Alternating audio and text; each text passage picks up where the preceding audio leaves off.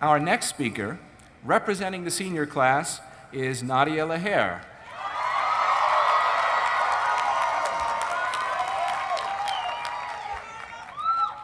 Nadia hails from Burke, Virginia, and she's a political science major with a minor in creative writing. That's here at Poli-Sci, right? Okay. She received the John Turon Prize for summer study at Cambridge University in England in 2013 and spent the fall of 2013 at Boğaziçi University in Istanbul, Turkey. Last summer, she served as an immigrant rights program intern at the Equal Rights Center in Washington, D.C. She facilitated discussions on the impact of race on society and the campus community as director and board member of Penn's Race Dialogue Project, and sat on the Admissions Dean's Advisory Board as Admissions and Outreach Chair of the United Minorities Council. Nadia works in Philadelphia with Philadelphia Youth as a dance mentor through City Step and has volunteered as a creative writing tutor through Write On. A staff member at Kelly Writers House, she's received awards for her fiction and creative nonfiction. She's a member of the Pi Sigma Alpha Political Science Honor Society. After graduation, she's going to work at a startup at a U.S. city as a Venture for America Fellow. And during the next few minutes, you'll realize why she was selected to be this year's student speaker. Please welcome Nadia Laher.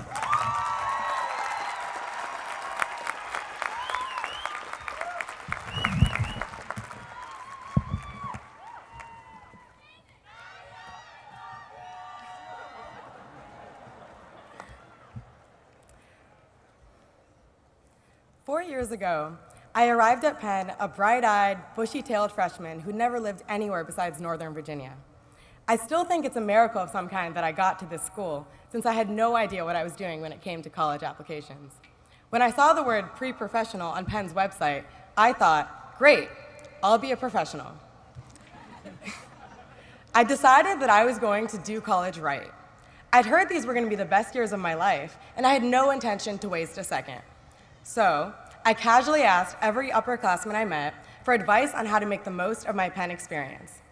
Eating at food trucks? Check. Attending performing arts events? Check. When I asked a friend in intro IR for advice, a guy sitting in front of us turned around and looked me in the eye. He said, "Stop freaking out. You're here for a reason." I sat there, stunned. I didn't know him, but this stranger had picked up on something I thought was a total secret. I was the admissions mistake. I'd known this pretty early on, and the fear was deep and sickening. Compared to my new friends, I wasn't smart enough or accomplished enough or talented enough to be here. I hadn't founded a nonprofit, had no idea what consulting was, and was too scared to ask, and I definitely didn't have a 5-year plan. Clearly, someone in the admissions office had made a clerical error. I soon forgot about that guy and continued freaking out. I had an existential crisis about what to major in. I was interested in international relations, creative writing, and race. What was I going to do with that? I took Econ 1 and 2 with the vague idea that it would make me more employable, though now I couldn't draw you a supply-demand curve for all the money at Goldman. I kept a job at the Kelly Writers House that kept me sane, a sanctuary where I felt like the written word really did matter. Still, the nagging fear persisted. I wasn't good enough, and I was the only one. Often, I worried that I didn't know what I was going to do with my life. Not in 5 years, not in 5 minutes. It felt like everyone was moving ahead, walking fast, and I was behind, standing still. Slowly, I came to understand that a liberal arts education isn't a race to find the answers. There was no single moment when a light bulb flicked on and my fears and worries went away. Rather, there was a series of moments of incremental learning. I've heard that everyone feels the same way as everyone else, just at different times. Somewhere along the way, I realized something drastic. I wasn't alone. When I opened up to people and took my Penn face off, they'd almost always say, "Me too." We were all figuring things out together. Often, Penn seemed like a pressure cooker that created problems.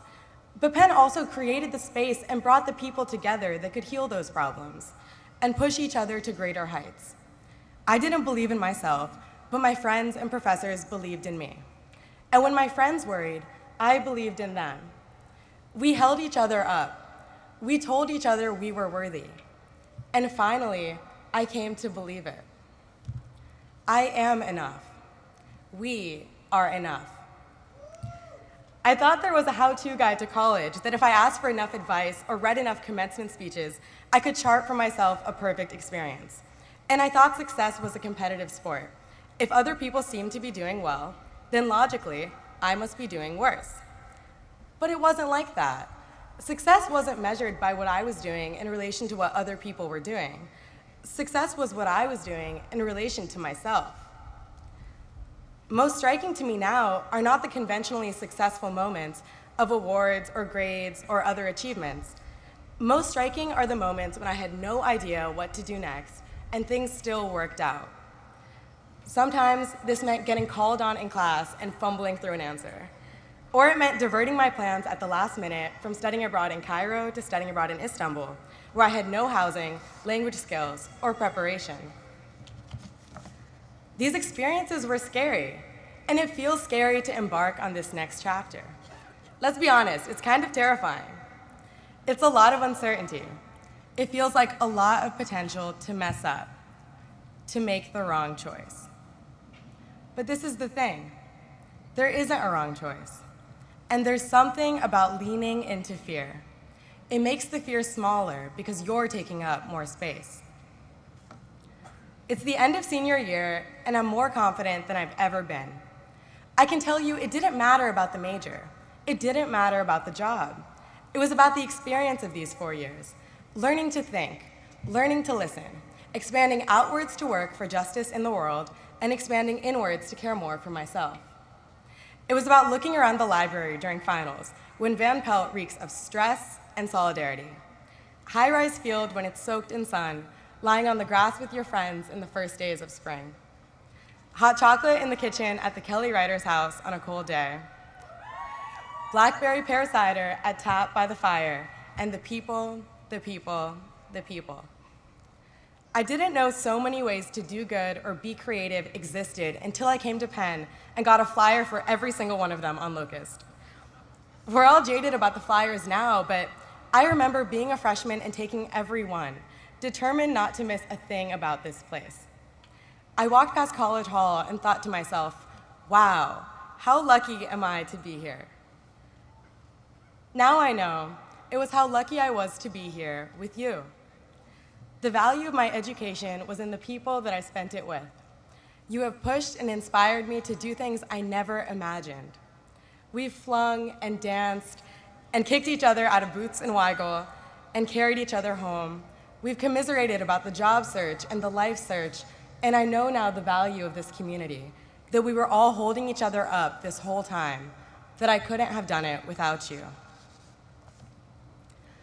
Class of 2015, I encourage you to do good work for other people. Lean into uncertainty and fear. Remember that you are never alone. 4 years later, I still don't know the name of that random guy in my intro IR class, the one who told me I was here for a reason. But I finally believe him. Stop freaking out, check. Don't worry, you are enough. Thank you.